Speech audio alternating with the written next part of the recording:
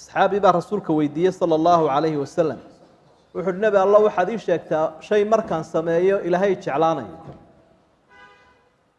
dadkuna ay jeclaanayaan wuu soo gaabiyey nebigu wuxuu uhi izhad fi dunya yuxibuka allah wazhad fi ma cinda annaas yuxibuka annaas xadiidkaasoo sugan oo xasan oo ibnu maajah ku sugan nebigu wuxu uhi haddaad doonayso labadaa inaad iswaafajiso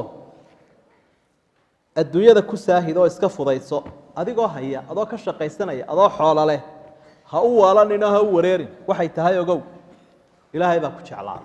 qofkaan adduunyada u waalan ee aan ilaahay u seegin ilaahay u jeclaada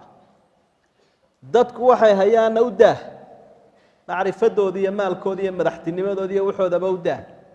iyo mumtalakaadkoodii iyo waxay iska leeyihin iyana way ku jeclaada labada arrimood haddaad doonayso inaad waswaafajiso saasaad isku waafajinaysa idan keebaa wax ku ah keebaa kuu dhow keebaa ku naxariis badan dee ilaahay subxaana wa tacaala oo inta ay kugu diideenba kugu qaata